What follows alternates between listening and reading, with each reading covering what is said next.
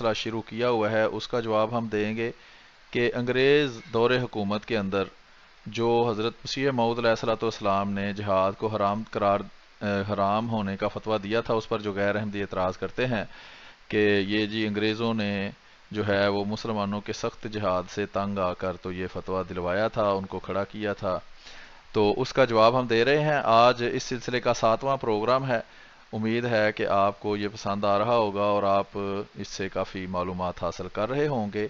آج پھر ہم اس پروگرام کا آخری حصہ لے کر حاضر ہوئے ہیں، امید کرتے ہیں اور کوشش کریں گے کہ یہ آج ہی ختم ہو جائے۔ اور اس میں اب پچھلے پروگراموں میں زیادہ دیوبندیوں کے حوالہ جات تھے اور آج کے پروگرام میں ہم دوسرے فرقوں سے بھی کچھ حوالہ جات جو ہیں وہ جہاد کے حرام ہونے کے جو فتاوی جات ہیں ان کے اکابرین کے وہ پیش کریں گے۔ تو حسب معمول ہمارے ساتھ موجود ہیں احمد بٹ صاحب، تو احمد بٹ صاحب کو ہم ویلکم کرتے ہیں اور اس کے بعد پھر پروگرام کے اگلے حصے کی طرف چلتے ہیں۔ السلام علیکم ورحمۃ اللہ وبرکاتہ احمد بٹ صاحب۔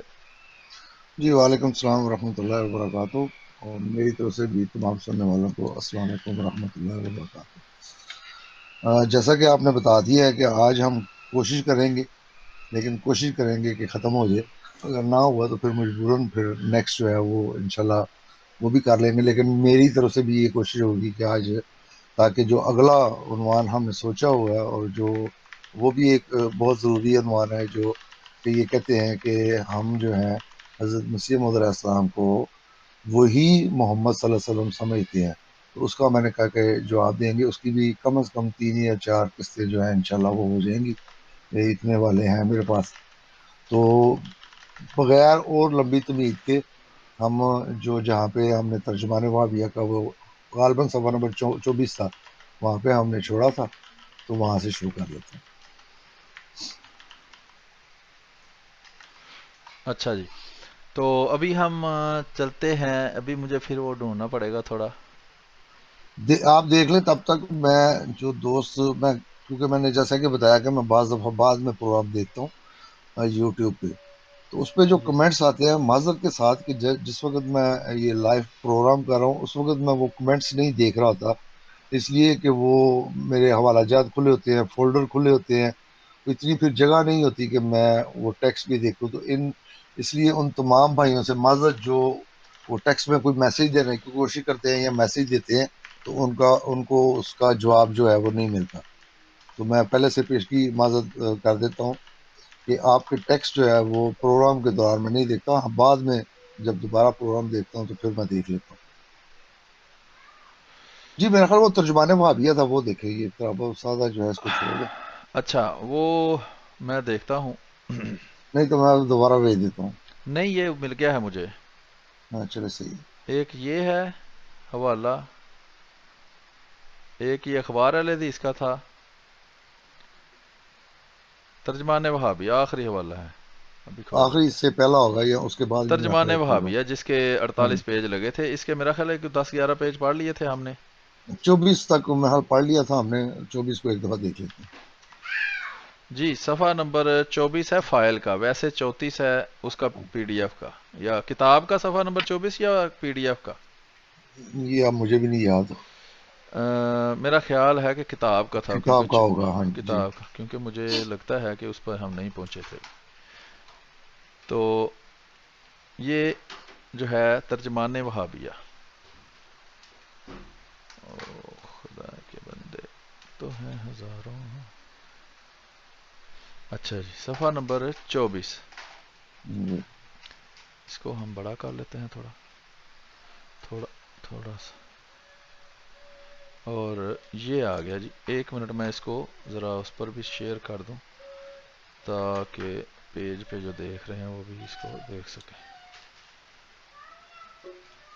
ٹھیک ہے جی، تو ابھی یہ ہے کہ یہ صفحہ نمبر ہے اس کا 24،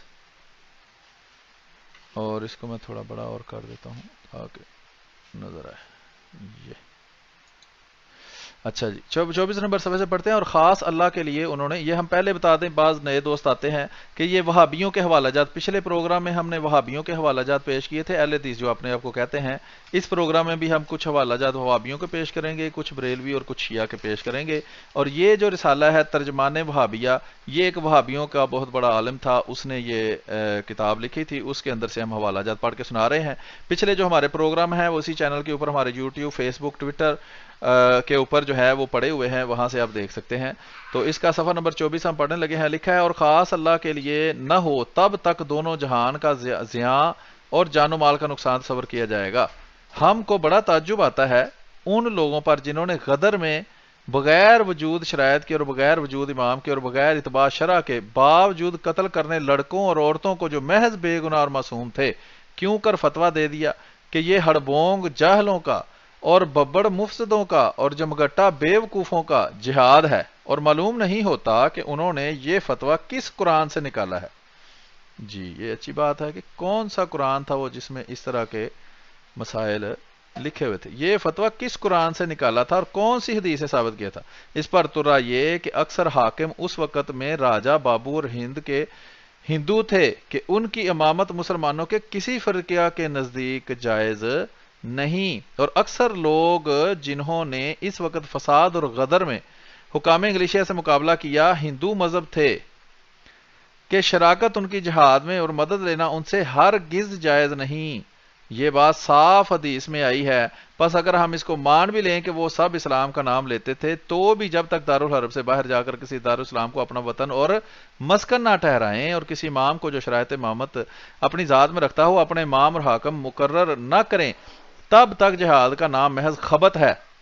تب تک جہاد کا نام محض خبت ہے. اور ایسا امام جو اسلام کی شرائط رکھتا ہو اس وقت میں حکم کیمیا و انکا کا رکھتا ہے، یہاں تک کہ جو لوگ اہل اسلام میں اس وقت فرمان روا اور حکمران ہیں ان میں سے ایک بھی امامت کی صفتوں سے موصوف نہیں اور سلطنت اور حکومت کی شرطوں اور آداب و احکام سے معروف نہیں.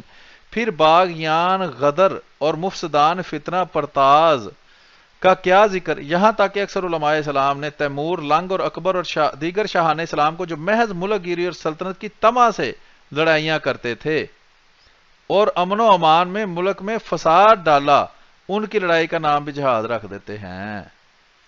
جی محترم، اس میں اس نے چند باتیں کی ہیں. ایک تو اس نے قرآن و حدیث کا ذکر کیا ہے کہ یہ جو مسئلہ بیان کر رہا ہے یہ قرآن و حدیث کے مطابق کر رہا ہے، جو اصول ہے قرآن کا جہاد کے بارے میں وہ پیش کر رہا ہے. اسی لیے اس نے تان کے طور پہ دوسروں سے کہا ہے کہ تم نے یہ مسئلہ کس قرآن میں سے نکالا ہے؟ یہ جو ہمارے پاس قرآن ہے اس میں تو اس طرح کے مسائل نہیں ہیں کہ فتنہ اور فساد کو جہاد کا نام دیا جائے. دوسرا اس میں جو ایک بات غور کرنے والی ہے، اس نے یہاں پہ یہ بھی بتایا ہے، یہ جو بار بار جس کا ہم پہلے بھی ذکر کر چکے ہیں کہ جی مسلمانوں سے حکومت چھینی انہوں نے، مسلمانوں سے. وہ کہتا ہے کہ جیسا کہ صفحہ کے شروع میں وہ جو دو سبز لائنیں لگی ہیں اس سے نیچے والی لائن جو ہے، جی یہ جو دو اوپر والی سبز لائنیں لگی اس کے نیچے میں لکھتا ہے، کہتا ہے کہ اور اکثر لوگ جنہوں نے اس وقت فساد و غدر میں حکام انگلیشیا سے شراکت ان کی جہاد میں اور مدد لینا ان سے ہرگز جائز نہیں. یہ بات صاف حدیث میں آئی ہے، جیسا کہ وہ حدیث کا اس نے ذکر کیا ہے. میرا خیال ہے کہ وہ حدیث بیان ہو چکی ہے کہ حضرت صلی اللہ علیہ وسلم بھی اپنی لڑائیوں میں مشرکین وغیرہ سے انہوں نے مدد جو ہے وہ نہیں لی، بلکہ ایک واقعہ آتا ہے تو وہاں پہ حضرت صلی اللہ علیہ وسلم نے اس کی مدد کی جو آفر تھی وہ بھی ٹھکرا دی اس وجہ سے کہ وہ مشرک تھا. اسی طرح وہ اس میں یہ بھی کہتا ہے کہ سب سے پہلی بات جو یہ کہتے ہو کہ جو مسلمانوں سے انہوں نے یہ ملک چھینا ہے، کہتا ہے کہ اکثر حاکم اس وقت میں راجہ بابو اور ہند کے ہندو تھے. یہ جو جیسا کہ ہم نے پہلے بتایا کہ ہندوستان جو ہے یہ ایک ملک کے طور پہ اس وقت نہیں تھا، مختلف سٹیٹیں تھی اس میں، بلکہ جو صوبے دار تھے وہ اپنے صوبے علیحدہ کر کے تو انہوں نے خود مختاری کے اعلان کیے ہوئے تھے، وہ بادشاہ کے انڈر نہیں تھے. رسماً وہ اگر بادشاہ کا نام لیتے ہوں تو لیتے ہوں لیکن وہ اس کے پابند نہیں تھے. اسی طرح بے شمار ہندو سٹیٹس جو ہیں ان کا قیام یہاں پہ ہوا اور وہ بھی خود مختار سٹیٹ تھی، جیسا کہ پنجاب میں سکھوں کی بھی خود مختار ایک سٹیٹ تھی. تو یہ بھی دھوکہ دیتے ہیں سوائے گنتی کے 2 4 5 جو ہیں وہ مسلمان تھے. بھوپال کی ریاست تھی، اسی طرح حیدرآباد. حیدرآباد دکن کی تھی، ایک دو اور تھی جہاں کے حکمران جو ہے وہ مسلمان تھے، اور بھوپال کی بھی جو حکمرانی ہے وہ مسلمانوں کے پاس ہی، علاقہ وہ ہندوؤں کی اکثریت والا تھا، وہاں پہ اکثریت جو ہے وہ ہندوؤں کی تھی بھوپال میں بھی، صرف وہ حکمران کہہ لیں کہ وہ بیگم جو تھی، کیا نام ہے ان کا، مجھے اس وقت ذہن سے ایک دم نکل گیا، وہ جو بیگم ہے وہ اس وقت وہاں کی وہ مسلمان تھی، تو یہ بھی دھوکہ دینے کی کوشش کرتے ہیں کہ جی اس وقت مسلمانوں کے ہاتھ سے عیسائیوں نے چھینا ہے یہ ملک، تو یہ اس نے یہاں پہ وضاحت کر کے بتا دی کہ اکثر ریاستیں جو ہیں اس وقت اس کے حکمران جو ہیں وہ ہندو تھے، اور دوسری بات وہ یہ بتا رہا ہے کہ اصل یہ فتنہ جو ہے یہ بانی مبانی اس کے ہندو تھے، مسلمانوں کو انہوں نے آگے کیا ہے، تو یہ کیونکہ مسلمانوں میں یہ ہے وہ ہندو چلاک ہے، وہ اپنی چلاکی کی وجہ سے پیچھے رہا، ان کو آگے لگا دیا، اور یہ اسی زون میں پھر ان کو مار بھی پڑی، جب ناکامی ہوئی ہے تو ہندوؤں نے کہا تو ہم تو ہے ہی نہیں تھے اس میں، حالانکہ اصل بانی مبانی جو ہے، جیسا کہ دوسری کتابوں نے اور دوسرے جو رائٹرز ہیں انہوں نے بھی یہ ثابت کرنے کی کوشش کی ہے، خاص طور پہ سر سید وغیرہ کی اگر پڑھ لے اسباب بغاوت ہند، اس میں بھی اس نے یہی ثابت کرنے کی کوشش کی ہے کہ اصل روح رواں جو ہے اس فتنے کے یہ ہندو تھے۔ اسی طرح امام احمد رضا جو ہے انہوں نے بھی اپنی کتابوں میں اس کا ذکر کیا ہے، ان کے اشرف علی تھانوی صاحب ہیں انہوں نے بھی اپنی کتابوں میں اس کا ذکر کیا ہے کہ یہ جتنی بھی شرارتیں، جتنے بھی فتنے فساد تھے، ان کے بانی بانی ہندو ہوا کرتے تھے، لیکن وہ مسلمانوں کو آگے لگا دیتے تھے، تو جب بھی پھر مار پڑتی تھی تو پھر مسلمانوں کو زیادہ پڑتی تھی۔ جی محترم، کافی مرحلہ اس کی وضاحت ہوگی کہ یہ جنگ جس کو یہ جہاد کہتے ہیں اس کو بے شک جہاد کہے، لیکن وہ تھا فساد، اور اس کی وجہ اس نے بھی یہی بیان کی ہے، کیونکہ معاہدہ تھا، اور اگر معاہدہ توڑنا تھا تو اس کا اعلانیہ اعلان ہونا چاہیے تھا کہ ہم نے تمہارے ساتھ جو امن کا معاہدہ تھا وہ ختم کر دیے، اب ہم اس کو دارالحرب قرار دیتے ہیں، اس ملک سے باہر چلے جاتے، پھر وہاں سے جا کے اس کے خلاف جہاد کرتے، یہ تھا جہاد۔ جی مطلب جی آگے چلتے ہیں، صفحہ نمبر 25 پر لکھا ہے کہ اور کتاب تنبیہ الامثال میں صاف لکھا ہے کہ یہ لڑائیاں بادشاہوں کی جو ملک و مال کے لیے ہیں، ہرگز جہاد نہیں۔ چنانچہ خلاصہ ان کی تحریر کا یہ ہے کہ یہ بادشاہ جو رہا ہے کہ مال شریعت کے خلاف لیا کرتے تھے، جیسے بعض بادشاہوں میں لڑائیاں واقع ہوئی ہیں کہ ہر شخص چاہتا ہے کہ سلطنت میری ہو، یہ ہرگز جہاد شرعی نہیں بلکہ جہالت اور نادانی اور حماقت کی لڑائیوں میں داخل ہے، اور اکثر یہ ہوتا ہے کہ ان کے لشکری اور سپاہی رعایا کے ضعیفوں اور عاجزوں کو قتل کر ڈالتے ہیں اور ان کے مال و منال چھین جھپٹ کر لیتے ہیں اور ان کی بے عزتی اور بے حرمت کر دیتے ہیں، یہ بڑا ظلم ہے۔ تمام ہوا مضمون شوکانی کی تحریر کا، اس سے بخوبی ثابت ہو گیا کہ جو لڑائیاں غدر میں واقع ہوئیں وہ ہرگز شرعی جہاد نہیں، اور ان کیوں کر وہ جہاد شرعی ہو سکتا ہے کہ جو امن و امان خلائق کا اور راحت در وہ رفاق مخلوق کی حکومت کام گلیشیا سے زمین ہند میں قائم تھا، اس میں بڑا خلل واقع ہو گیا، یہاں تک کہ بوجہ بے اعتباری رعایا نوکری کا ملنا محال ہو گیا، اگرچہ یہ وقت کے ملا اور مفتی خوشامد کی راہ سے باتیں بناتے ہیں اور ہر کسی کو اچھا بتاتے ہیں۔ آگے اسی جی محترم، صفحہ اس میں اس نے دو تین باتیں کی ہیں، جو پچھلا تھا اس میں بھی یہ رہ گیا تھا، اس نے باقاعدہ حوالہ دیا تیمور لنگ وغیرہ کا اور دوسرے اکبر بادشاہ اور دوسرے جو بادشاہ ہیں ان کا بھی، اس نے کہا کہ وہ ملک گیری کی جنگیں تھی، اعلیٰ کلمہ اسلام کے لیے وہ جنگیں نہیں تھی، اسلام کے بول بالا کے لیے وہ جنگیں نہیں تھی، صرف ان کی حفظ ملک گیری تھی، اس لیے کہتا ہے کہ ہم نے یا علماء نے ان کو بھی جہاد نہیں کہا۔ اسی طرح اس کی مزید اس نے یہاں پہ وضاحت کر دی کہ جو بادشاہ کی آپس میں بھی لڑائیاں ہوئی ہیں وہ بھی جہاد نہیں تھا، جیسا کہ عراق اور ایران کی جنگ ہوئی تو دونوں طرف سے جہاد ہو رہا تھا، تو یہ کیونکہ وہ ملکی لڑائیاں ہوتی ہیں اس لیے وہ کہتا ہے کہ ان کو جہاد جو ہے وہ نہیں کہا جا سکتا۔ جی مطلب جی آگے اور ہے کوشش صفحہ کریں نمبر کہ صرف جو 29۔ ریڈ نشان لگے نا صرف وہ پڑھے، نہیں تو پھر لمبا ہو جائے گا پروگرام۔ باقی انشاءاللہ ہم اپلوڈ کریں گے، کوشش میری ہے کہ جی جلدی اس کو کر دوں تو پھر وہ اس میں سارے دوست پڑھ سکتے ہیں۔ صفحہ نمبر 31 پہ، حالانکہ سنیوں میں جو ساکن ہندوستان ہے ایک آدمی بھی ایسا آج تک پایا نہیں گیا کہ جس نے دعویٰ اتباع قرآن و حدیث کے کر کے سرکار سے مخالفت کسی قسم کی شہر میں کی ہو، یا خود جہاد کا ارادہ یا دوسروں کو اس پر آمادہ کیا ہو، کوئی نالش فریاد کسی مقلد مذہب کی کسی کچہری عدالت میں افتتان پیش کی ہو، بلکہ جو لوگ اہل سنت کو زبردستی وہابی لقب دیا کرتے ہیں۔ اچھا یہ اہل سنت اپنے آپ کو کہہ رہا ہے، میں سمجھا یہ سنیوں کو دوسروں کو کہہ رہا ہے۔ نہیں، یہ اصل میں اس نے اپنی طرف سے وضاحت کرنے کی کوشش کی تھی، جیسا کہ ہم نے کل بتایا تھا اور آپ نے حیرت کا اظہار بھی کیا تھا کہ یہ ترجمان وہابیہ اس نے کیوں رکھا ہے. تو میں نے بتایا تھا کہ یہ دو اصطلاحیں ہیں. ایک تو اصطلاح تھی کہ جو گورنمنٹ کے باغی ہوتے تھے ان کو وہ وہابی کہتے تھے، لیکن اس کے ساتھ ساتھ جب یہ ان کے آپسی اختلاف ہوئے ہیں تو احمد رضا بریلوی نے یہ غیر مقلدین یا اہل حدیث جو اپنے آپ کو کہلواتے ہیں ان کو بھی وہابی کہنا شروع کر دیا. تو وہ شبہ پیدا ہوتا تھا اس سے، تو اس شبے کی وہ وضاحت اس نے کرنے کی کوشش کی ہے. اس لیے یہاں پہ الٹا اس نے الزام لگایا کہ یہ سارے فتنے جو ہیں وہ تمہارے کرتے تھے، ہم جن کو تم وہابی کہتے ہو ہمارا ان فتنوں سے دور کا بھی تعلق جو ہے وہ یعنی نہیں ہے. انگریز کی مخالفت کو فتنہ کہہ رہا ہے نا وہ. جی بالکل. ہاں صحیح.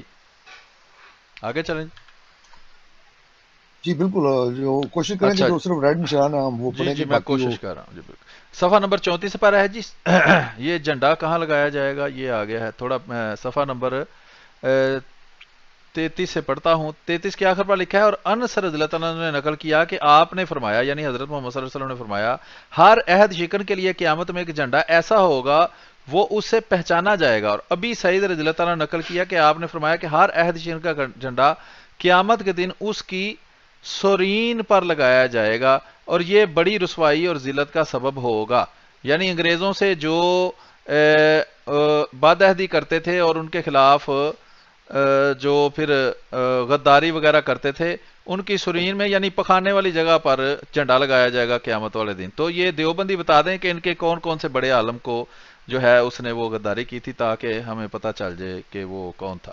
اچھا آگے ہے جی صفحہ نمبر 34 ہم پڑھ رہے ہیں کہ ہر شخص کو اس بات کو بخوبی جانتا ہے کہ غدر کے وقت میں جب لشکر سرکار انگلیشیا باغی ہو گیا اور ظلم و تعدی جو ان سے بنا سب کچھ کیا اس وقت میں روسا ہند جن کو اپنے عہد و اقرار کا خیال تھا وہ اپنے اقرار پر برقرار رہے اور عہد شکنی اور بے وفائی سے برسرکنار اور جس نے اس کے برخلاف کیا وہ صرف حاکموں ہی کے نزدیک برا نہیں ٹھہرا بلکہ شیوہ اسلام اور طریقہ اہل اسلام سے دور اور عہد شکن اور بے ایمان ہو گیا اور بڑے گناہ کا مرتکب ہوا.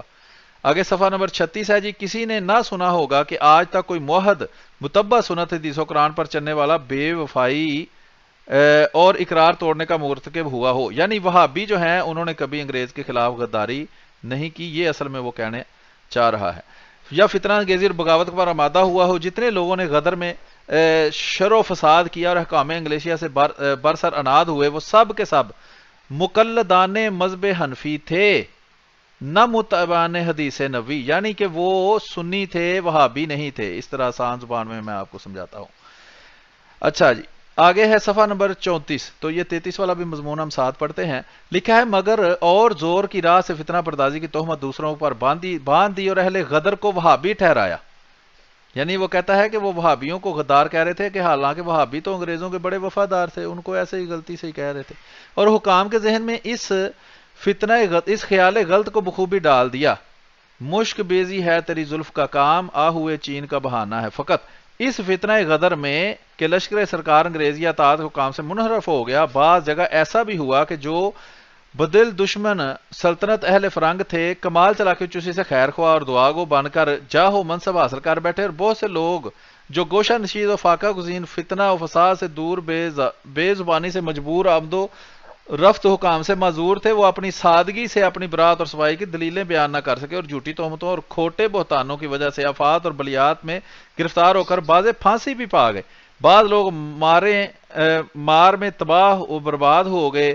بعضوں کے وظیفے اور وسیقی ضبط ہو گئے. بعضوں کی تجارتیں معاملات بے ربط ہو گئے. بعض محبوب اور اسیر ہو کر کالے پانی کو پہنچے. اس کاروائی میں کوئی غفلت سرکار کی نہیں. ہر ریاست میں لوگ ہوتے ہیں جو اپنی چلاکی سے بڑے بڑے حکام بیدار مغز کو دھوکہ دے دیتے ہیں. حاکم مسلمان ہو یا غیر مسلم ہو آخر آدمی ہے عالم الغیب نہیں. ظلم وہ ہے جو دیدہ دانستہ ہو.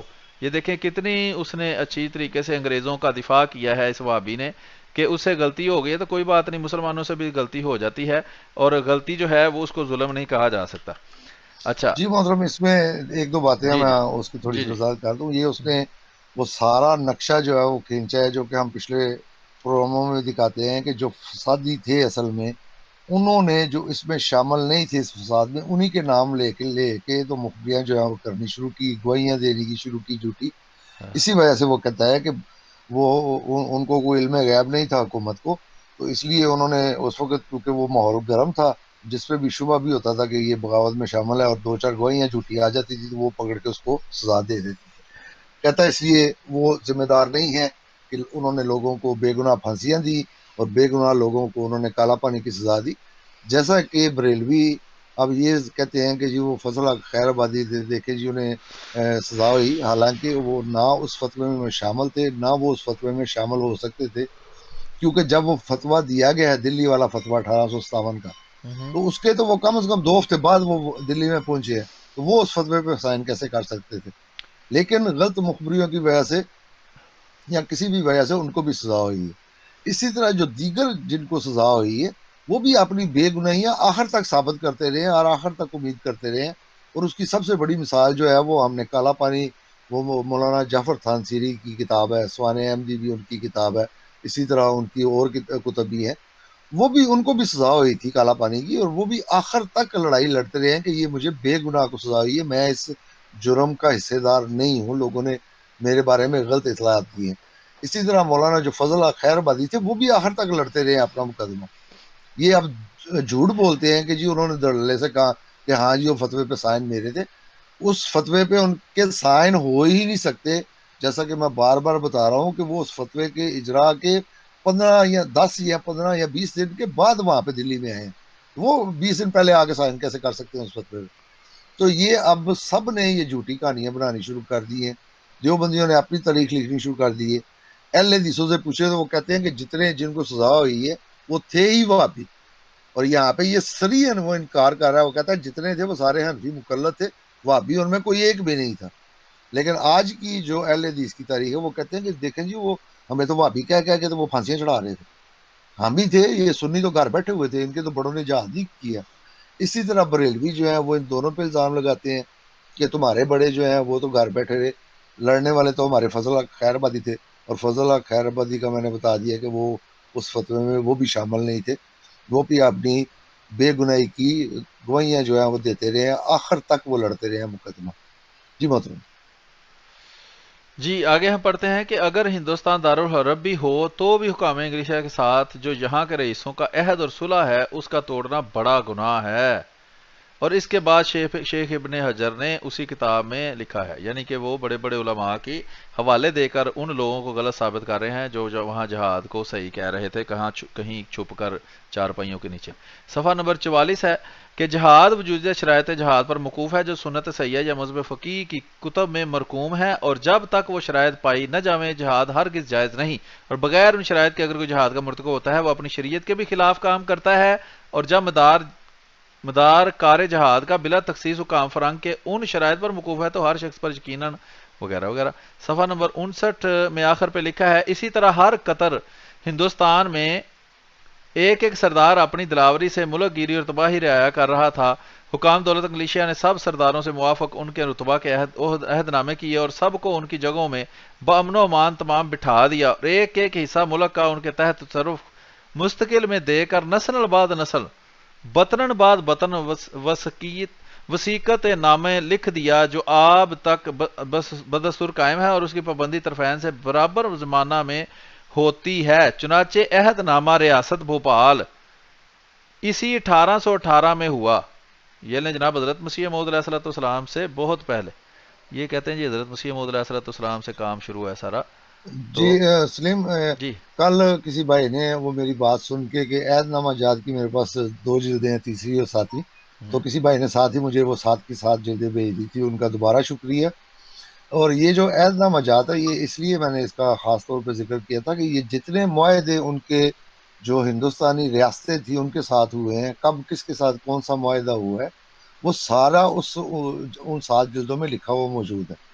تو یہ سارے یہ جو معاہدہ کہتے ہیں نا کہ انگریزوں کے ساتھ معاہدہ تھا، یہ بالکل صحیح کہتے ہیں، ان کے باقاعدہ معاہدے تھے. اور کل مجھے تھوڑا سا ٹائم ملا ہے، اس میں سے میں نے 1-2 جلدیں جو ہیں ان پہ نظر ڈالی ہے. تو اس میں انہوں نے اللہ، رسول اور قرآن کی گواہیاں دی ہوئی ہیں. صرف زبانی کلامی معاہدے نہیں کیے ہوئے بلکہ قرآن کی اور اللہ اور رسول کی گواہیاں ساتھ ڈال کے ان کی قسمیں کھا کے تو انہوں نے یہ معاہدے کیے ہوئے. اس لیے بھی یہ معاہدہ شکنی ہے، اور اسی وجہ سے پہلے بھی وہ معاہدہ شکنی کی حدیثیں جو ہیں وہ پیش کر چکے ہیں. اور انہوں نے بھی آج یہ جو ترجمان الوہابی ہے انہوں نے بھی وہی وعدہ شکنی والی اسی بنا پہ کی ہیں. وہ کہتے ہیں کہ ہماری ہندوستان انگریزوں کے ساتھ جو ہے وہ معاہدے ہیں. تو جس نے معاہدہ توڑنا تھا، جس نے اعلان جہاد کرنا تھا، وہ اعلانیہ کہتا کہ جو تمہارا اور ہمارا معاہدہ ہے ہم اس کو توڑتے ہیں، اس کے بعد وہ جہاد کرتا. ورنہ یہ ایز شکنی، اور ایز شکنی کے بارے میں آپ نے وہ تھوڑی سی زیادہ وضاحت کر کے بتا دی ہے کہ جھنڈا کہاں پہ ہوگا. میں نے صرف یہ پوچھنا تھا کہ رنگ جو ہے وہ اللہ وسائے جو اپنے بزرگوں کے لیے پسند کر لے، لیکن آپ نے اس کی مزید آگے بھی وضاحت کر دی. جی محترم. جی آگے ہم چلتے ہیں جی. ریاست بوال اسی 1818 میں ہوا جو سال ختم فتنہ اہل نجد کا ہے، جو سال ختم فتنہ اہل نجد کا ہے جن کی طرف وہابی منسوب ہیں. اچھا، یعنی کہ اندر اندر مشکل بھی باتیں آ رہی ہیں. اچھا جی. اصل میں وہ بتا رہا ہے کہ جو اصل وہابی ہیں وہ والے ہیں جو سعودی عرب میں. آج کل تو ان کے تعلقات ہیں تو اس لیے وہ ان کے ساتھ پھر وہ بھائی بھائی بن گئے. اس وقت یہ تفریق کیا کرتے تھے، نہیں، یہ کہتے جو تھے کہ وہابی ہم ہیں، یہ جو بات کر رہا ہے، یہ نواب صدیق حسن خان نہیں؟ یہ نواب صدیق حسن کر رہا ہے، تو لیکن اس آپ کے وقت یہ مطابق اس وقت جو ادھر کے وہابی تھے، لوکل وہابی، جیسے ثناء اللہ مرسری، محمد حسین بٹالوی اور یہ سارے، یہ ان سے الگ اپنے آپ کو کہتے تھے جو سعودی عرب کے وہابی ہیں. اس وقت وہ پیٹرول ڈالر جو ہے وہ نہیں ملتے تھے. تو ہاں اب ان اچھا. کا اتحاد ہو گیا، اب یہ ایک ہی سمجھتے ہیں. ہاں انہوں نے اس کی بعض باتوں کی تعریف کی ہے، وہ دوسروں نے بھی کی ہے، لیکن یہ اس کو دلیل نہیں بنا سکتے. یہ ہمیشہ ان سے امتیاز کرتے تھے، کہتے وہ وہابی اور ہیں، ہم جن کو وہابی کہا جاتا ہے ہم وہ وہابی نہیں ہیں، ہم اہل حدیث ہیں، ہمیں ہاں وہابی نہ گنا جائے. وہابی صرف وہی ہیں جو محمد بن عبد الوہاب کے ماننے والے ہیں. اس وقت یہ صحیح. فرق کیا کرتے تھے، لیکن اب کیونکہ ان کو پیٹرول ڈالر ملتے ہیں تو اب یہ دونوں بھائی بھائی بنے ہوئے ہیں. بلکہ اب دیوبندی بھی شامل ہے کیونکہ ان کو بھی اس میں سے حصہ ملتا ہے. ورنہ پہلے ان کے فتوے بھی جو ہے محمد بن عبد الوہاب کے خلاف تھے، لیکن اب وہ اس کو مسلح اور پتہ نہیں کیا کیا ثابت کرنے کی اب وہ بھی کوشش کرتے ہیں. دولت میں بڑی طاقت ہوتی ہے، سلیم صاحب آپ کے علم میں ہوگا. میں جی بالکل. تو آگے چلتے ہیں. دوسری بات جی میں یہ کرنی ہے کہ اس کو یہاں پہ ہم ختم کرتے ہیں. صحیح. اٹیچمنٹ میں یہ لگ جائے گا پورا ترجمان الواویہ ہم لگا دیں گے، تسلی سے دوست پڑھیں تاکہ سب کو پتا ہو کہ ہم نے کوئی بات اس میں سے چھپائی نہیں ہے، جو جیسی ہے وہ ہم نے بتائی ہے. اگر ہمارا تبصرہ ان کو لگے کہ تحریر کے مطابق نہیں تھا تو یہ کتاب ان کے سامنے ہے، وہ خود پڑھ لیں. اس میں یہ حوالے جو ابھی آپ دکھا رہے تھے، یہ دو پڑھ دیں صرف، یہ یہ کون دو سا پڑھ دیں. صفحہ تھا؟ ابھی وہ 65 نمبر تھا غالباً، اچھا جی، جو چلو میں 65 دیکھ. نمبر صفحہ تھا نا وہ پڑھ دیں. اس میں دو حوالے ہیں، وہ ضروری ہیں. اچھا ہوا کہ آپ نے وہ گھمایا ہے تو سامنے نظر پڑ گئی میری بھی، وہ مس ہو جانا تھا ورنہ. ہاں صحیح ہے، میں دیکھتا 65 ہوں. نمبر ہے غالباً. میں دیکھتا ہوں، میں کھولی ہوئی ہے، میں بھی دیکھتا ہوں.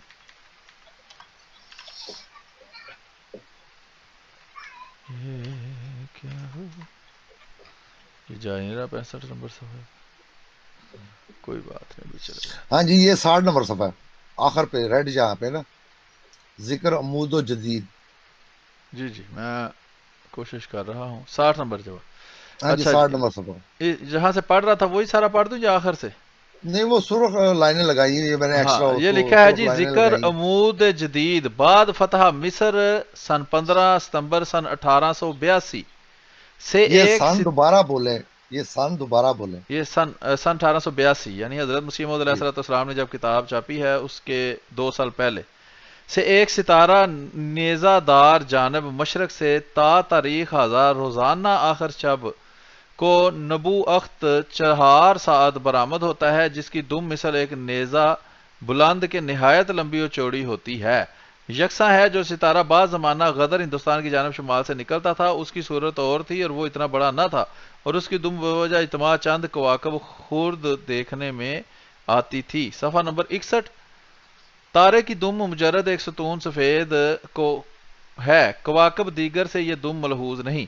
جلد جلد نکلنا ایسے ستاروں کا جن کو دمدار کہتے ہیں علامت قرب زمانہ ظہور مہدی کی ہے و نزول سن کون عیسیٰ علیہ السلام سن کی ہے. کون سا سن اٹھا کون سا محترم سلیم صاحب؟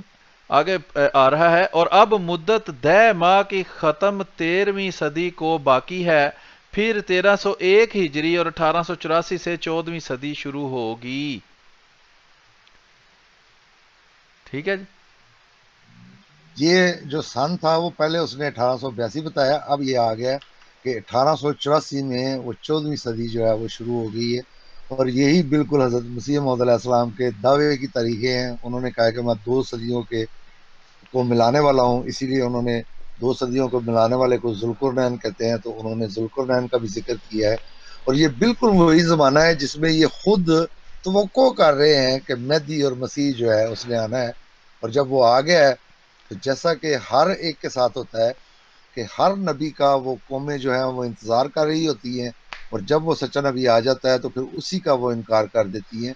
یہاں پہ ان کے لیے میں ایک سوال یہ بھی چھوڑے جا رہا ہوں کہ کبھی یہ غور کریں کہ جتنے بھی انبیاء آئے ہیں وہ اپنے وقت پہ آئے ہیں، اپنی نشانیوں پہ آئے ہیں، اس کے باوجود ان کی قوم نے جو کہ ان کا انتظار بھی کر رہی تھی ان کا انکار کیا۔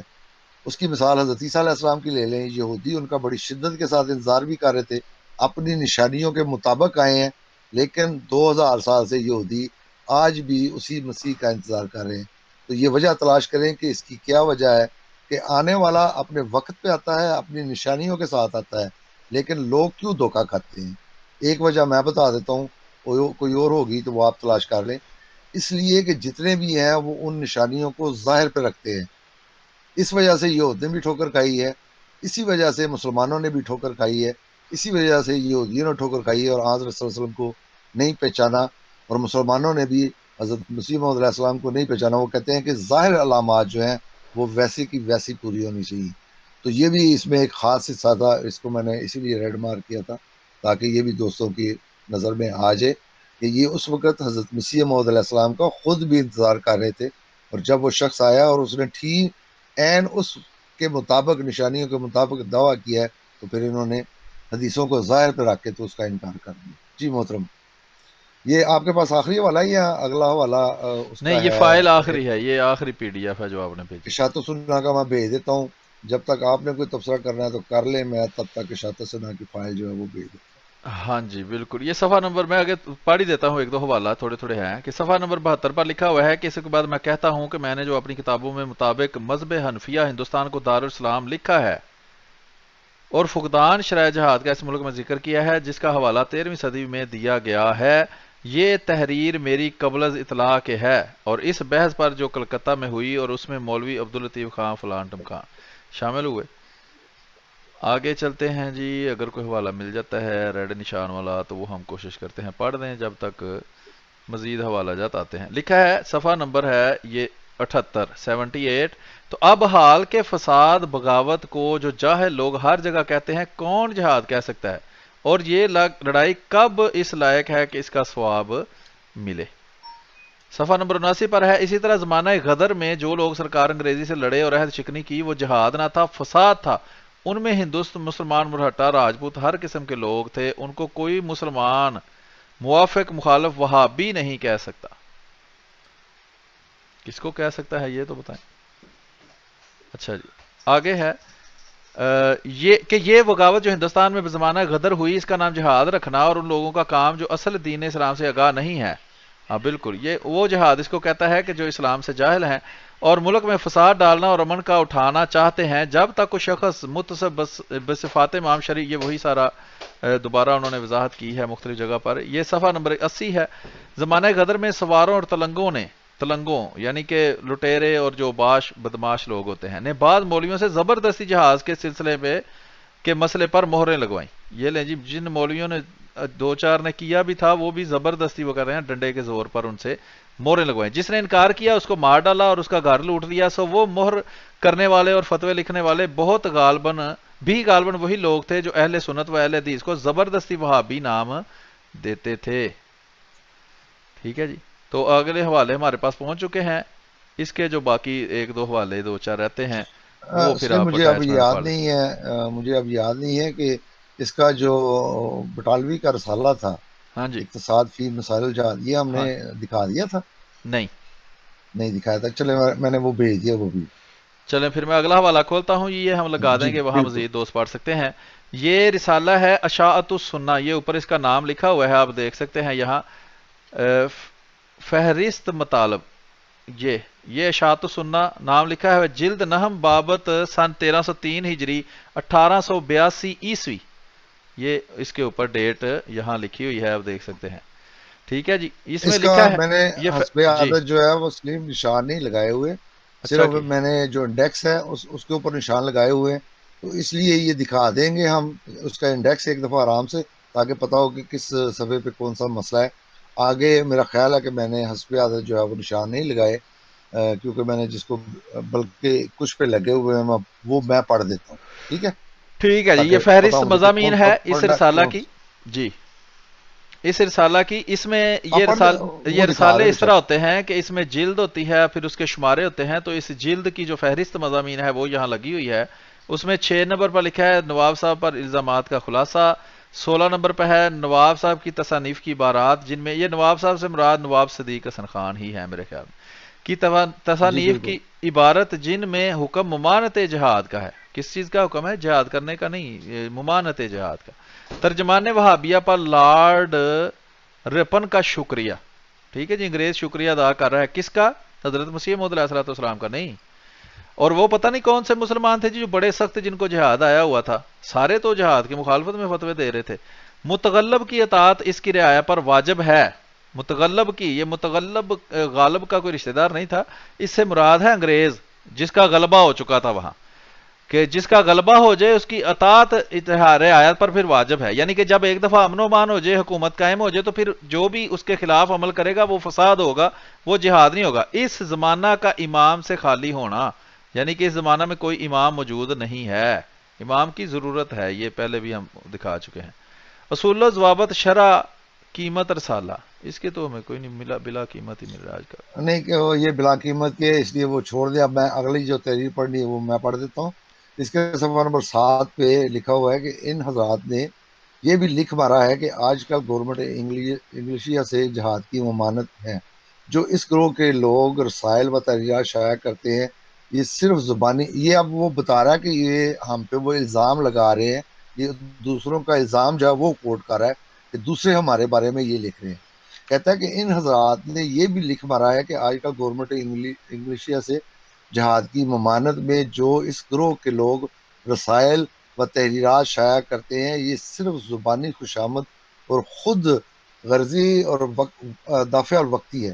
دل سے یہ لوگ گورنمنٹ سے جہاد کرنے کو اپنا فرض جانتے ہیں. وہ ہاں کہتا ہے کہ ہمارے مخالفین جو ہیں وہ ہمارے بارے میں یہ کہتے ہیں کہ ہم جو بھی تحریرات اور رسائل وغیرہ جو ہیں وہ شائع کر رہے ہیں، یہ صرف خوشامد کے طور پہ، اصل میں دل سے اندر سے ہم یہی قائل ہیں کہ گورنمنٹ سے جہاد ہونا چاہیے، لیکن اوپر سے وہ ہم تحریریں لکھتے ہیں تو اس کا بھی وہ جواب دے گا. اور جو لوگ ہمارے گروہ حنفی یا مقلدین کے ہیں، ان کے خیالوں تک یہ مسئلہ جہاد کبھی نہیں آیا اور نہ کبھی بغاوت کا خیال ان کے دماغ میں گزرا ہے. کہتا ہے کہ وہ جو حنفی وغیرہ مقلدین ہیں وہ کہتے ہیں کہ ان کے دلوں میں کبھی یہ جہاد کا خیال ہاں نہیں آیا، یہ وابیوں کی شرارتیں ہیں، ہاں. یہ اہل حدیثوں کا خوب سے باطن ہے کہ وہ تحریریں تو جہاد کے خلاف لکھتے ہیں لیکن اصل میں جہاد کے حق میں ہیں. اور ہم جو بریلوی ہیں یا دیوبندی ہیں، ہمارے دلوں میں یہ خیال جہاد کا جو ہے وہ نہیں ہے. ہاں. وہ کہتا ہے نہ کبھی بغاوت کا خیال ان کے دماغ میں گزرا ہے. جہادی اور باغی صرف یہی لوگ ہیں جو وہابی کہلاتے ہیں. ٹھیک ہے، یہ جیسا کہ میں نے بتایا کہ یہ الزام تراشیاں شروع ہو گئی تھی. وہ کہتے تھے تم ایجنٹ ہو، وہ کہتے تھے تم ایجنٹ ہو. تو یہ سارے جو ہے وہ ایک دوسرے کو پھر ایجنٹ جو ہے وہ ثابت کرنے کی نہیں، کوشش یہ کرتے الٹا کام ہو رہا ہے جو آج ہو رہا ہے نا، اس کے الٹ. وہ کہہ رہا تھا کہ دونوں کہتے تھے کہ ہم امن پسند ہیں، دوسرے جو ہیں وہ جہادی ہیں. تو دوسرا کہتا تھا کب ہم نے کب کہا ہے ہم جہاد کر. وہ الزام لگا رہا ہے جھوٹا. ہم تو اتنے پورا من لوگ ہیں، ہم نے تو کبھی کہا ہی نہیں آپ کے ہیں. خلاف. جی یہ دیکھیں، ہم نے وہ کتاب تو میں نے لکھی ہے. بتایا تھا کہ وہ اب نئی تاریخ لینے کی کوشش کر رہے ہیں. کل تک جو اس کے حق میں یہ فتوے دیا کرتے تھے، اس کے حق میں لڑائیاں لڑا کرتے تھے، آج یہ کہتے ہیں کہ نہیں وہ ہم نے ان کے خلاف لڑائیاں لڑی ہیں. یہی تو میں ان کا دوغلا پن جو ہے وہ پیش کر رہا ہوں کہ کل ان کے فتوے کیا تھے ان کے بزرگوں کے، اور آج یہ مجاہد ہی یہ کہتے ہیں کہ ہم تھے، وہ کسی اور کا حصہ نہیں ہے، صرف اکیلے ہم تھے جو جنہوں نے جہاد لڑا. تو یہی تو ان کا منافقانہ پن ہے، دوغلا پن ہے کہ وقت جب چینج ہوتا ہے تو کیسے یہ اپنی باتوں کو پھر خود ہی غلط ثابت کرتے ہیں، خود ہی اپنے ہی ہوئے کے خلاف جو ہے وہ کرتے ہیں. جی میں آگے پڑھتا ہوں.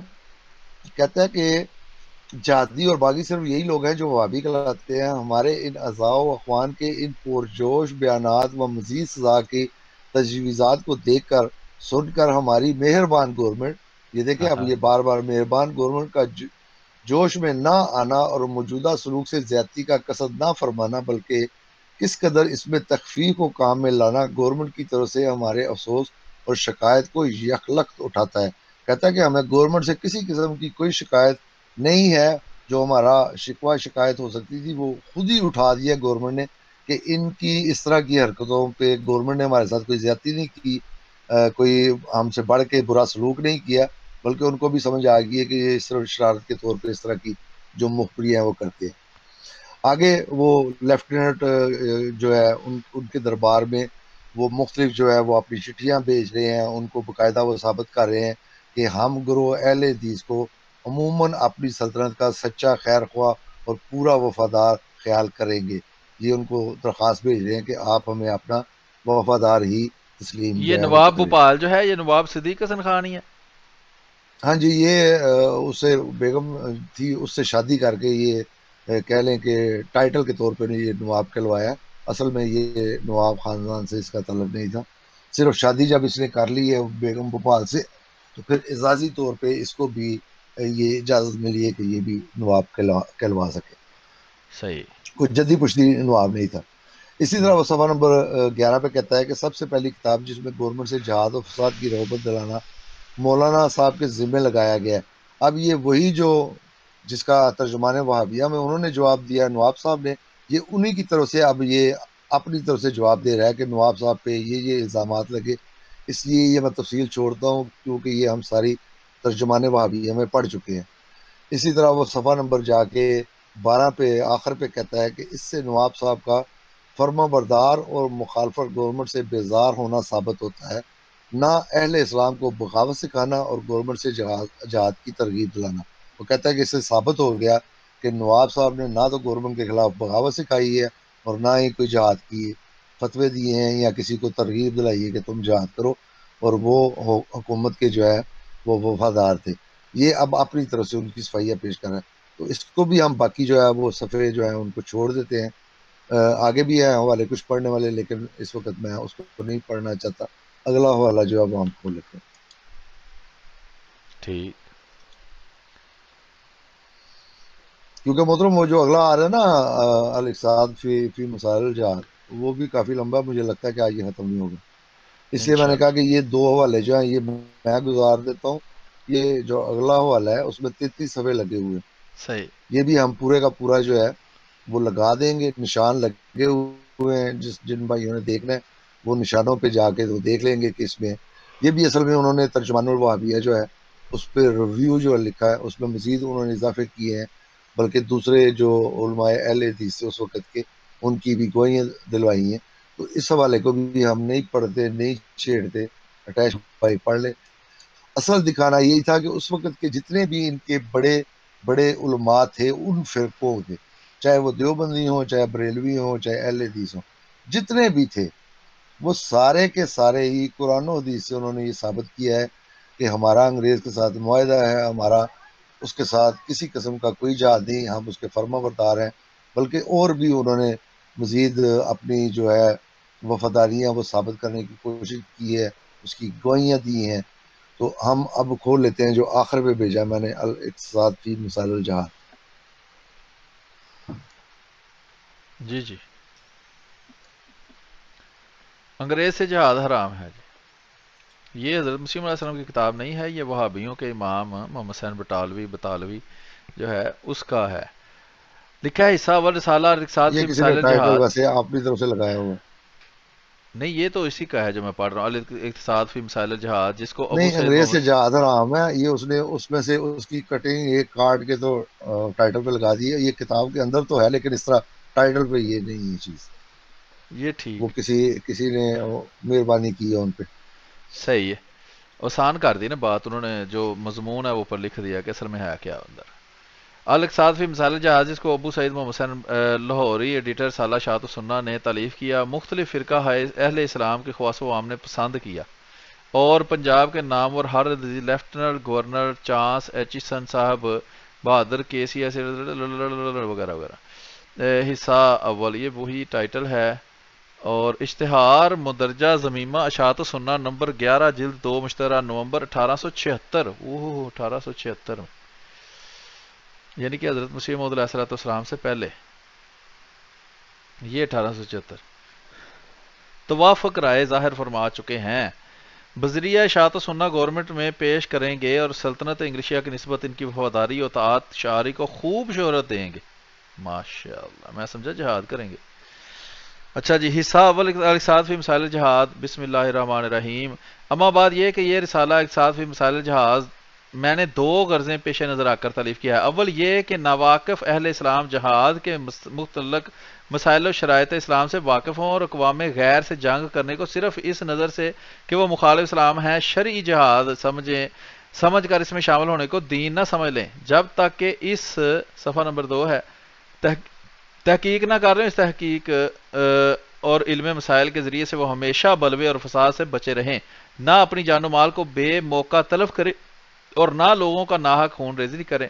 دوسری غرض یہ کہ اقوام غیر اور گورنمنٹ جن کے دل حمایت میں اہل اسلام ہند آباد ہیں، اہل اسلام کی نسبت یہ گمان نہ کریں کہ صرف مذہبی مخالفت کی نظر میں اقوام غیر کے ساتھ لڑنا، ان کے جان و مال سے تعرض کرنا اور لوگوں کو جبرن مسلمان بنانا اور زور شمشیر سے اسلام پھیلانا ان کے مذہب اسلام کی ہدایت سے ہے.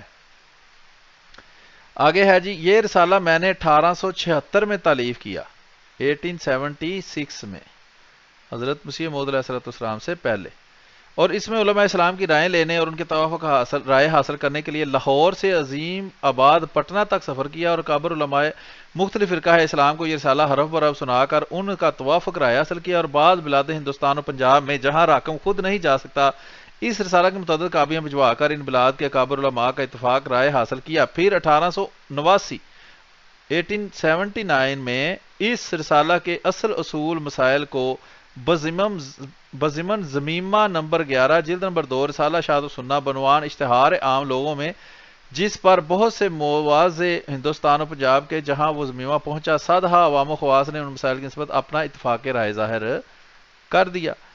قبل بیان اس پہ جی سلیم، اس پہ میرا تبصرہ کرنا اب مجھے بار بار شرمندگی ہو رہی ہے کہ وہی بات ہم کتنی دفعہ دہرا چکے ہیں، یہ سارے فتوے حضرت مسیح موعود علیہ السلام سے پہلے کیے ہیں. اس لیے یہ جو دھوکہ دینے کی کوشش کرتے ہیں کہ یہ تو تلواریں سونپ کے جہاد کے لیے بس نکل پڑے تھے گھر سے، وہ تو حضرت مسیح موعود علیہ السلام نے آواز دی تو یہ امام کی آواز پہ لبیک کہتے ہوئے سارے کے سارے نیامے جو ہیں تلواریں جو ہیں نیاموں میں انہوں نے ڈالی. یہ سارے فتوے جیسا کہ اس نے بتایا کہ طول و عرض میں اس نے ہندوستان کے علماء سے اس کی تصدیق کروائی ہے، پھر یہ رسالہ اس نے شائع کیا. یہ کوئی اس اکیلے کی رائے نہیں ہے، اس لیے وہ یہ نہیں کہہ سکتے کہ وہ انگریزوں نے اس کو ڈرایا دھمکا کے تو یہ رسالہ اور ویسے بھی ہم دوسروں کے دکھا بھی چکے ہیں ان کی کتابوں سے سارے. جی بالکل. تو اس لیے یہ جتنے بھی علماء تھے یہ سارے فتوے ہم حضرت مسیح موعود علیہ السلام سے پہلے کے دکھا رہے ہیں کہ انہوں نے دارالاسلام کہا، اس کو انگریز کے خلاف جہاد کو غدر کہا، انہوں نے فساد کہا، معاہدہ شکنی کہا، یہ سب باتیں. اس لیے جیسا کہ آپ نے بھی تبصرہ کیا تھا، انگریز کو کوئی ضرورت نہیں تھی کہ ایک اس شخص کو کھڑا کرے جس کو کوئی جانتا بھی نہیں اور جو جانتا بھی ہے وہ بھی اس کی مخالفت کر رہا ہے اور اس پہ کفر کے فتوے لگا رہا ہے، اس سے جہاد کے حرام ہونے کا فتویٰ لے اور وہ شائع کرے. اور یہ سارے اتنے فرما بردار تھے حضرت مسیح موعود علیہ السلام کے کہ ان کی ایک آواز پہ انہوں نے لبیک کہہ کے تو جہاد جو ہے وہ چھوڑ دیے، ورنہ اس سے پہلے تو یہ کر رہے تھے. تو یہ دھوکہ ہے. عوام آنکھیں کھولے، خدا کے لیے یہ حوالے ہم اسی لیے پیش کر رہے ہیں اور صرف کٹنگ پیش نہیں کر رہے، پورے رسالے تک آپ کو یہاں پہ مہیا کریں کہ پڑھیں ان کو اور یہ حقیقت جانیں اور ان علماء سے سوال پوچھیں کہ یہ دوغلا پن اور یہ جھوٹ اور یہ مکر فریب اور یہ دجل جو ہے یہ کب تک اسے کام لیں گے. جی محترم، یہ رسالہ بھی کافی لمبا ہے، کوشش کریں کہ اس کے بھی جو ریڈ والے نشانات ہیں وہی پڑھ کے سنائیں، باقی اٹیچمنٹ میں لگ جائے گا، جس نے پڑھنا ہوگا وہ پورا پڑھ. جی صفحہ نمبر 4 پر لکھا ہوا ہے کہ مذہبی جہاد کس کو کہتے ہیں. مذہبی جہاد کے اصول و اغراض حفظ و حمایت اسلام اور مدافعت ضرر مخالفین اسلام ہے. یہ ان مخالفین اسلام سے کیا جاتا ہے جو مذہب اسلام کے مذاہب ہوں، مسلمانوں کو مذہبی لحاظ سے ستاویں، ان کی مذہبی ذاتی میں دست اندازی کریں، مذہب والوں سے جابرانہ مزاحمت کرنا، کسی کو زبردستی مسلمان کرنا یا ان کو پہلے مذہب کی سزا دینا، مار ڈالنا یا لوٹ لینا مد نظر اصل مقصود نہیں ہوتا. ان دونوں قسم کے جہاد کے لیے مذہب اسلام میں ایسی شرائط اور مواقع ہیں جن سے سر موئے یعنی کہ بال کے برابر بھی تجاوز کرنے سے جہاد ملکی ہو خواہ مذہبی جہاد نہیں رہتا بلکہ فساد اور فتنہ بن جاتا ہے. ہم اس مقام میں ملکی جہاد کے شرط و مسائل سے تعرض نہیں کرنا چاہتے اور نہ اس کے چندہ ضرورت دیکھتے ہیں، صرف مذہبی جہاد کے احکام و شرائط ماں ان کے نتائج کے بیان کریں گے. آگے چلتے ہیں جی، صفحہ نمبر 7 پہ لکھا ہوا ہے جی، بہتر اور خدا کے نزدیک پاکیزہ تر اور درجات میں سب سے برتر اور چاندی اور سونا خرچ کرنے اور دشمنوں سے لڑ کر اس کی گردن کاٹنی اور اپنے کٹوانے سے بہتر نہ بتاؤں؟ لوگوں نے عرض کیا کیوں نہیں؟ بتائیے۔ آپ نے فرمایا وہ خدا کا ذکر ہے، یعنی کہ جنگ کی بجائے خدا کا ذکر کرو۔ مشکات صفحہ نمبر 190۔ پھر نبی کریم صلی اللہ علیہ وسلم نے فرمایا کہ اگرچہ لڑنے والے مشرکین پر تلوار توڑ دے اور خون میں رنگا جائے تو بھی ذکر والا اس سے افضل ہے، یعنی کہ ان ہی شروط سے جہاد کے لیے مقرر ہیں، بلا وجود شرائط کبھی جہاد شرعی نہیں ہو سکتا۔ یہ نیچے اس نے لکھا ہوا ہے۔ آگے صفحہ نمبر 9 ہے جی، نتیجہ مسئلہ اولا۔ اس مسئلہ سے صاف ثابت ہوتا ہے کہ اسلام اور ایمان کا کمال اور مسلمانوں کی نجات جہاد پر موقوف و منحصر نہیں۔ مسلمانوں کو اگر دین سے روک نہ ہو تو صرف عبادت سے ان کو نجات اور مکمل ایمان متصور ہوتا ہے، اور جنہوں نے یہ فساد کرنا ہوتا ہے وہ جہاد کو سب کچھ بنا کے پیش کرتے ہیں۔ جنہوں نے ختم نبوت کے نام پر کاروبار کرنا ہوتا ہے وہ ختم نبوت کو ہی ہر چیز بنا کر پیش کرتے ہیں کہ یہ نہ ہوئی تو دین اسلام بس ضائع ہو گیا۔ تو اس کا جواب دے رہے ہیں کہ جو جہاد کو سارا کچھ بنا کے پیش کرتا تھا کوئی جاہل، تو اس کو کہہ رہے ہیں کہ اس جہاد دین نہیں ہے، دین جو ہے وہ عبادت ہے۔ جہاد تب ہوتا ہے جب دین یا عبادت کے اندر کوئی رکاوٹ پیش آئے۔ لہٰذا اقوام غیر کا مسلمانوں کی نسبت یہ گمان کہ جو ان میں پکا اور مذہب کا سچا ہوگا وہ اپنے مخالفین مذہب سے جہاد کرنے کا ضرور ارادہ رکھتا ہوگا، محض غلط اور بہتان ہے جو مذہب اسلام سے ناواقفی پر مبنی ہے۔ دوسرا مسئلہ ہے مذہبی جہاد نہ اس غرض میں سے مشروع ہے کہ کافروں کو دنیا میں کفر کی سزا دیں، اور نہ اس غرض سے ہے کہ ان کو جبرن مسلمان کریں۔ امام مہدی کا بھی یہاں جو ہے وہ انکار ثابت آتا ہے۔ آگے دیکھیں جی، یہ بھی لکھا ہے کافر بمانے منکر ہے، اور یہ لفظ اس معنی کر نسبتی اور ایسا وسیع ہے کہ ہر ایک فرقہ کو بلحاظ اس غریب کے جس سے وہ منکر ہو کافر کہا جا سکتا ہے۔ یہ دیکھ لیں جی، کافر کی بھی تفسیر یہاں دیکھ لیں۔ حتیٰ کہ مسلمان خود اپنے آپ کو دوسرے مذہب کا کافر یعنی منکر کہتے ہیں۔ حضرت ابراہیم اور ان کے اصحاب نے اپنے مخالفوں کو کہا کہ ہم تمہارے کافر یعنی منکر ہیں۔ ٹھیک ہے جی، حضرت ابراہیم بھی کافر تھے لیکن ایک خاص اصطلاح میں۔ اس جہاز سے غرض جو خدا اور رسول کے کلام سے سمجھ میں آتی ہے یہ ہے کہ مسلمانوں کو مخالفین مذہب کی مذاہبت بے جا سے بچاویں اور خدا کی عبادت کا جو مخلوق کی پیدائش اور رسولوں کی بعثت سے مقصود ہے راستہ صاف کریں۔ یہ ہے جی جہاد کا مقصد۔ تو جب جہاد کا مقصد ہی نہیں تھا، اذا فات الشرط و فات المشروط، جب شرط نہ رہی تو مشروط بھی نہ رہا۔ حضرت مسیح موعود علیہ السلام نے بھی یہ جو ہے اسی لیے حکم دیا۔ آگے ہم چل رہے ہیں، صفحہ نمبر 16 پر ہے، لکھا ہے کہ لڑائی میں بھیجا تو ان کو بھی یہی ارشاد کیا کہ جہاں تم کوئی مسجد دیکھو یا اذان کی آواز سنو وہاں کسی کو نہ مارو، یعنی وہاں کافر بھی رہتے ہوں تو ان کو نہ مارو، کیونکہ وہ مسلمان کو مسجد بنانے اور اذان کہنے سے منع نہیں کرتے تو بلحاظ مذہب قتل کے مستحق نہیں ہیں۔ ٹھیک ہے جی، جو مسلمانوں کے ساتھ ایسا سلوک رکھے کہ ان کو مذہبی آزادی دے اس سے جہاد حرام ہے۔ ٹھیک ہے جی، آگے ہے جی صفحہ نمبر 16 کے بعد ہے آگے، ان اقوال نبی سے مطلب آیات قرآنیہ جو ہم نے بیان کیے ہیں خوب تشریح ہو گئی، اور یہ بات ثابت ہو گئی کہ مذہبی جہاد مسلمانوں سے مذہبی روک ٹوک ہٹانے کے واسطے ہے، نہ کافروں کو دنیا میں سزائے کفر پہنچانے کو۔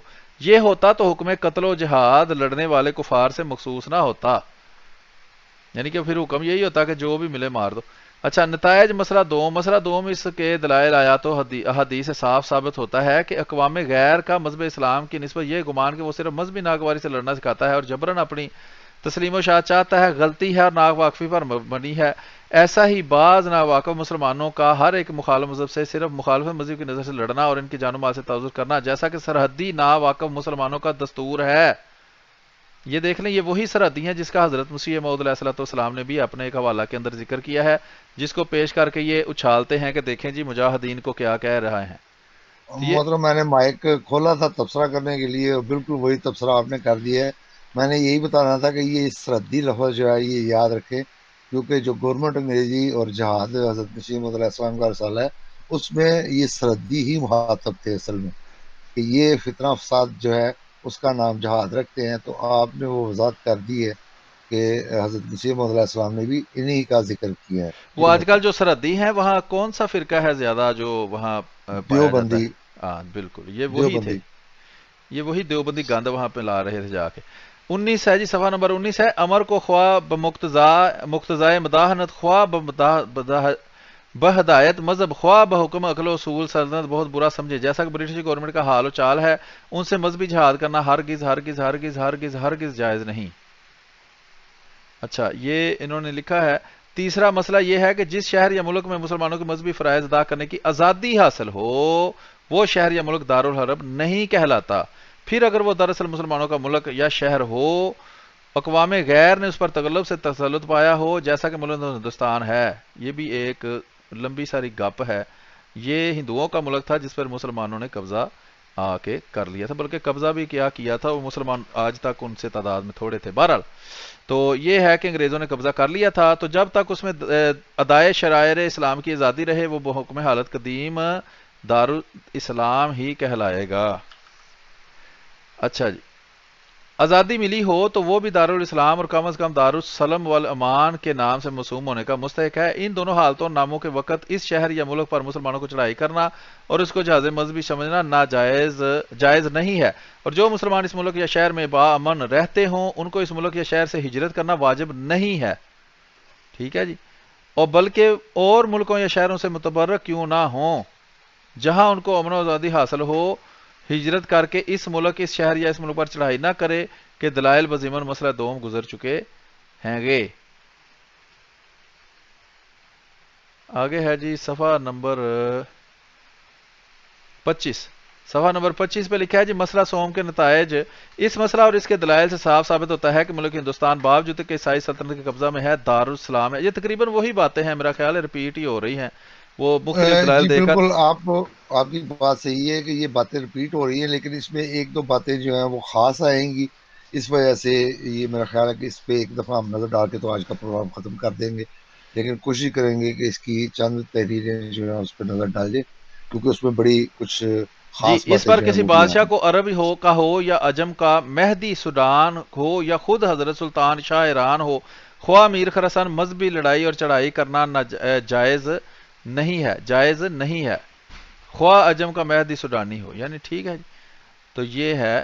جی بالکل، وہ انہوں نے کہا کہ اگر کوئی دوسرا اسلامی بادشاہ جو ہے وہ بھی اس پہ حملہ کرے گا تو تب بھی جائز نہیں ہے، اور جیسا کہ پچھلے فتووں میں وہ ہم بتا چکے ہیں، وہ کہتے ہیں کہ اگر سلطان روم جو اس وقت کا مسلمان تھا یا ترکی کا بادشاہ وہ بھی اگر اس پہ حملہ کرے گا تو ہم مسلمان جو ہیں اس کے خلاف لڑیں گے، یہ سلطان یعنی کہ روم جو ہے، روم کا شہر اٹلی جو ہے، وہ نہیں، سلطان روم سے مراد ہے یہ استنبول وغیرہ جو اس وقت کا یا سلطنت غالباً ان کا نام عثمانیہ تھی، محمد تھا، اب مجھے ٹھیک سے یعنی پورا عثمانی نام یاد بادشاہ نہیں۔ جو تھا، سلطنت عثمانیہ جی کا جو بالکل مسلمان بالکل، بادشاہ تھا۔ سلطنت عثمانیہ کا، جی جی بالکل۔ آگے ہے صفحہ نمبر 26 پر چوتھا اور پانچواں مسئلہ، جن لوگوں سے اسلام میں لڑائی اور مذہبی جہاد کرنے کا حکم آ چکا ہے ان سے بھی مسلمانوں کو صلح کر لینے اور جب تک وہ مناسب سمجھیں لڑائی موقوف کر دینے کی اجازت ہے۔ اس عہد و صلح کے بعد عہد کو پورا کرنا واجب یعنی فرض ہے، جس طرح نماز فرض ہے اس طرح فرض ہے، واجب ہے، اور مدت عہد میں ان سے لڑنا اور در صورت خوف عہد شکنی جانب ثانی سے بلا فسق عہد و اعلان فسق ان پر حملہ کرنا حرام ہے، وہ حرام کار ہیں جو انگریزوں کے ساتھ عہد کرنے کے بعد بھی ان سے چوری چھپے بغیر عہد توڑے لڑتے رہے، بلکہ عہد توڑ دیا بار۔ تو یہ ان اب کے تو وہ یہی ثابت کرنے کی کوشش کرتے ہیں کہ ہمارے بڑوں نے عہد جو ہے وہ توڑا ہے، تو اب وہ جھنڈوں کے رنگ جیسا کہ میں نے کہا تھا کہ وہ پسند کر لیں جی جی کہ کس بالکل، بزرگ پہ کون سے رنگ کا جھنڈا لگوانا انہوں نے۔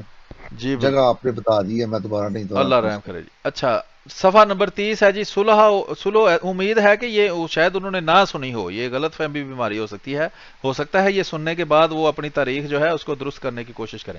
صفحہ نمبر 30 ہے جی کہ صلح و عہد کے بعد غدر نہ کرنے کے دلائل کتاب و سنت سے مراد ہے کہ قرآن کریم سے وہ دے رہے ہیں۔ صفحہ نمبر 31 ہے، اور آن حضرت صلی اللہ علیہ وسلم نے فرمایا جو عہد والے کا عہد پورا نہ کرے گا وہ ہم میں سے نہیں ہے، یعنی وہ مسلمان ہی نہیں۔ چلو کام ہی ختم ہوا، تو بتا دیں جی کون کون ہے جو وہ عہد توڑ کے بیٹھا ہوا ہے۔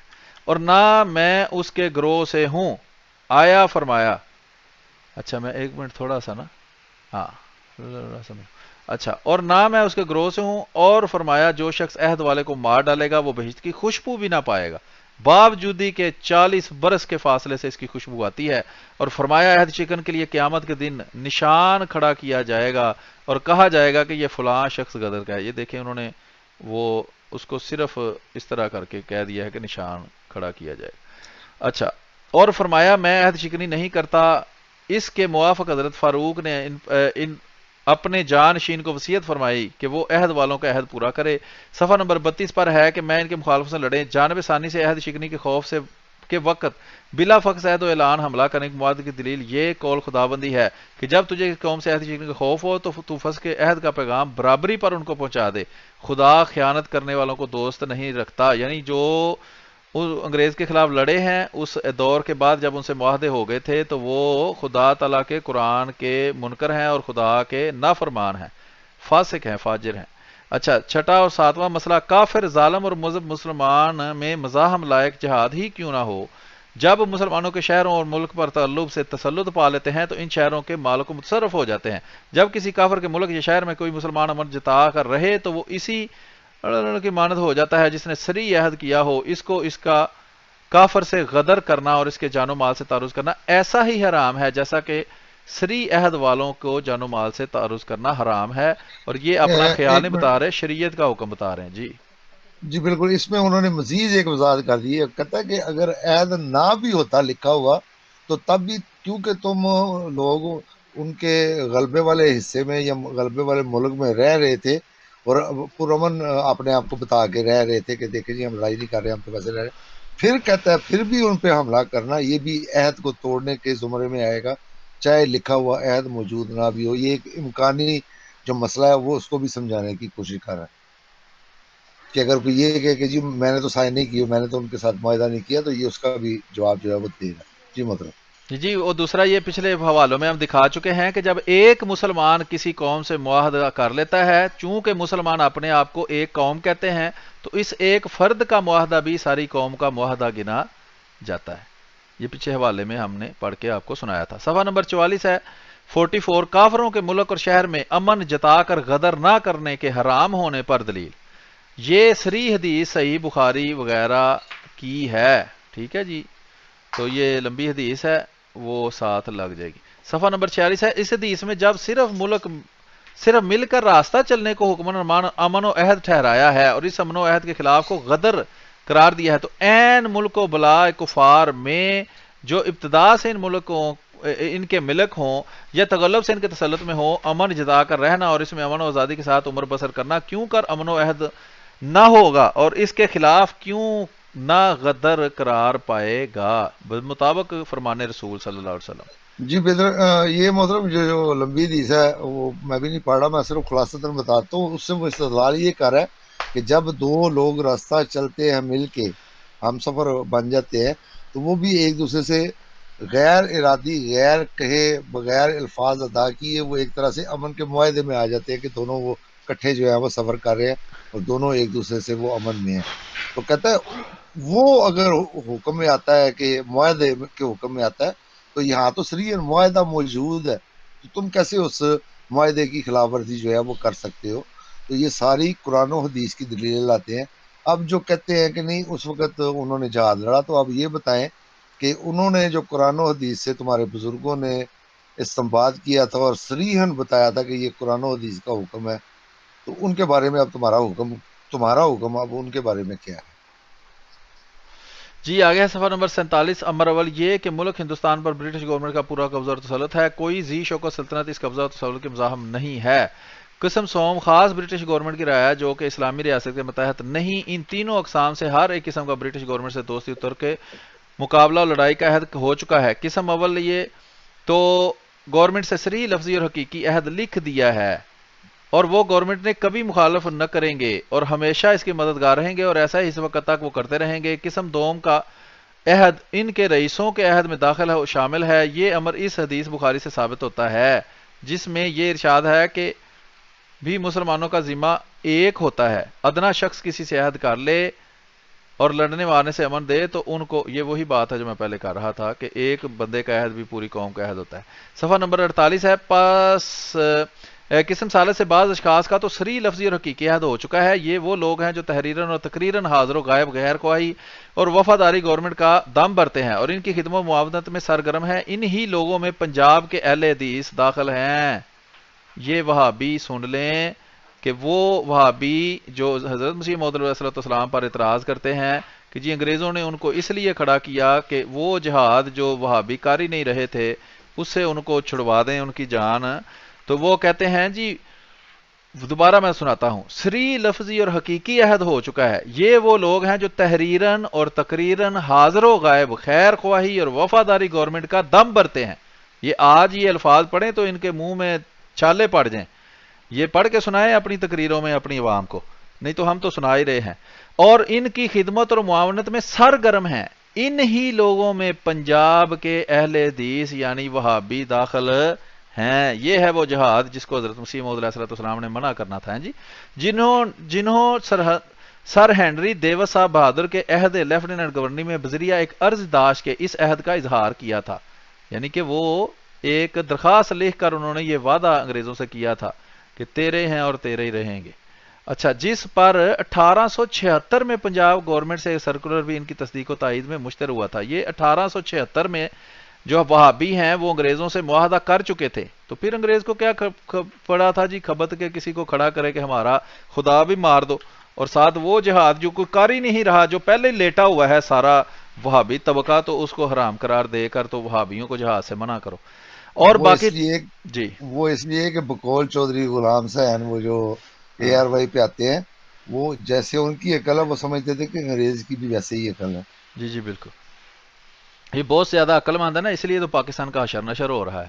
اور جی باقی تمام مسلمانوں کا جنہوں نے کبھی کچھ قلم یا منہ سے عہد نہیں کیا، مانوی حکمی عہد ہو چکا ہے۔ اس عہد حکمی اور مانوی سے کوئی شخص سکانے ہندوستان یعنی رہنے والے ہندوستان سے خالی نہیں ہے، کیونکہ وہ سال سال سے امن گورنمنٹ کی رعایا کہلا کر اس امن آزادی سے زیر حکومت گورنمنٹ اوقات بسر کر رہے ہیں، وغیرہ وغیرہ۔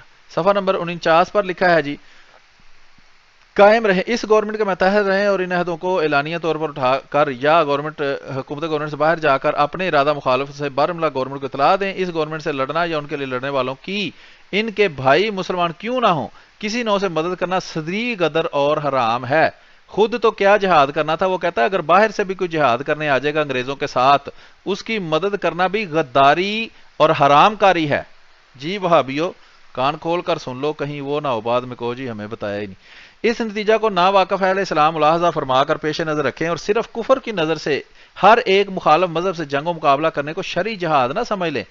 عہد و امن والوں سے لڑنا ہرگز شرعی جہاد ملکی ہو خواہ مذہبی نہیں ہو سکتا، بلکہ اناد اور فساد کہلاتا ہے۔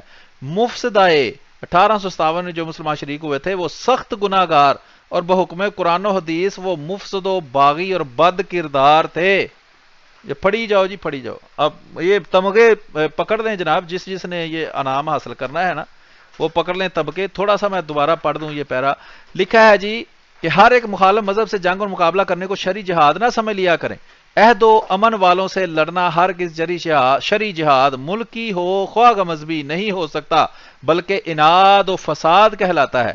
مفسدہ 1857 میں جو مسلمان شریک ہوئے تھے وہ سخت گناہ گار اور بحکم قرآن و حدیث مفسد باغی اور بد کردار ہیں۔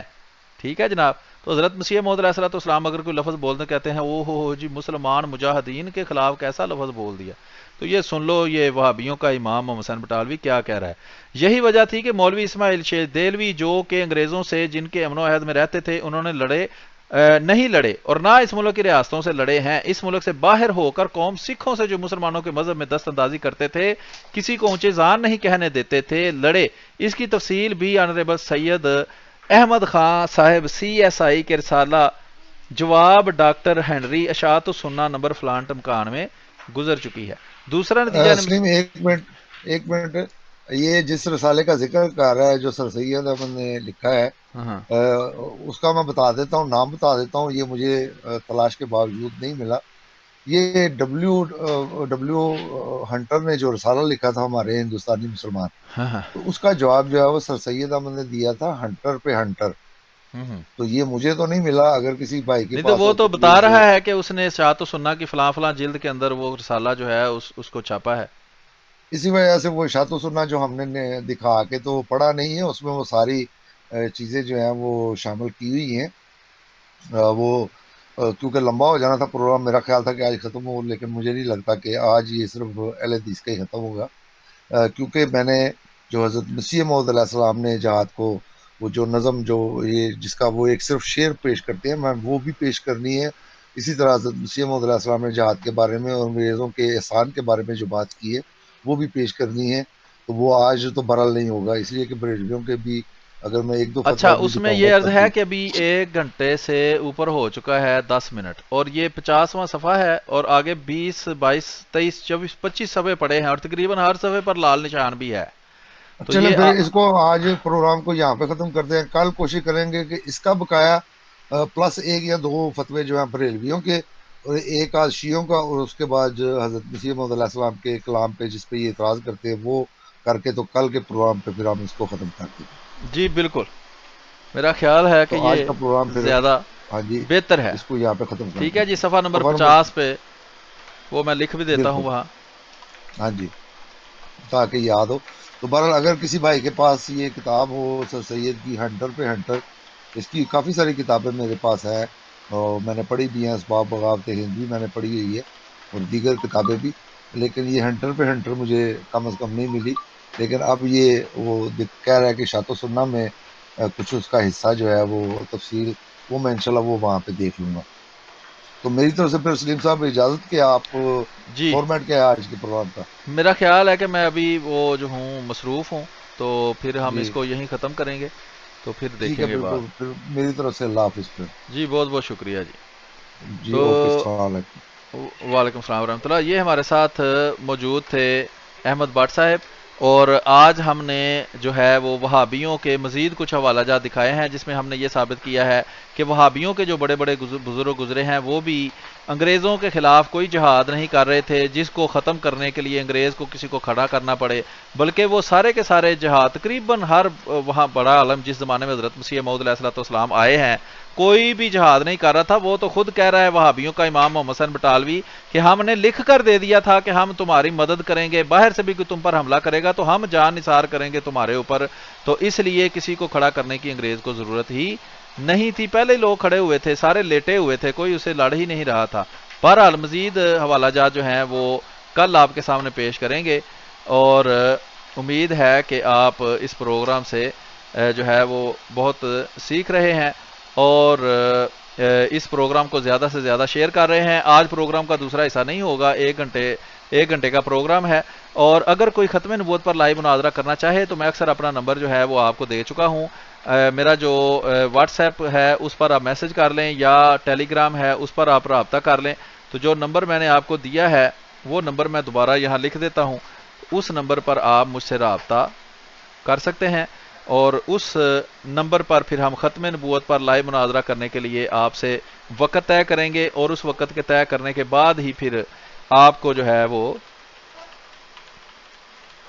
یہ میرا واٹس ایپ کا اور ٹیلی گرام کا نمبر ہے جی، تو اس پر آپ رابطہ کر سکتے ہیں اگر آپ ختم نبوت پر لائیو مناظرہ کرنا چاہتے ہیں. ختم نبوت کا جو عقیدہ ہے کہ حضرت محمد صلی اللہ علیہ وسلم حتمی اور غیر مشروط آخری نبی ہیں، اگر آپ اس کو قرآن سے ثابت کر سکتے ہیں جو آپ کے اکابرین نے اسمبلی کے اندر لکھ کر دیا تھا، تو میں آپ کے ساتھ لائیو ختم نبوت کے موضوع پر مناظرہ کرنے کے لیے تیار ہوں. اس نمبر پر واٹس ایپ یا ٹیلی گرام پر آپ رابطہ کر لیں، انشاءاللہ آپ سے ختم نبوت پر لائیو مناظرہ ہو جائے گا. اور یہ جو سلسلہ ہے کہ لوگوں کو ہم بلاتے ہیں اور ان سے تبصرے لیتے ہیں، تو اس سلسلہ کو ہم تھوڑا کم کرنے کی کوشش کریں گے تاکہ ہمارا وقت بچے اور ہم وقت جو ہے وہ زیادہ بہتر طریقے سے استعمال کر سکیں.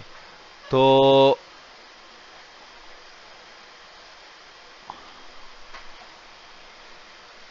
بہرحال یہ میں دیکھ رہا ہوں کہ فیس بک یوٹیوب کے اوپر بعض لوگ بات زبانی کر رہے ہیں، یہ ان کا کام یہ ہے، ان کو نہ قرآن کا کچھ پتہ ہے نہ حدیث کا کچھ پتہ ہے.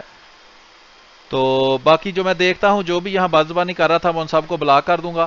تو ابھی میں پروگرام کو یہاں ختم کرتا ہوں، انشاءاللہ مزید معلوماتی پروگرام لے کر کل دوبارہ آپ کے سامنے حاضر ہوں گے. تب تک کے لیے اجازت دیجیے. السلام علیکم ورحمۃ اللہ وبرکاتہ.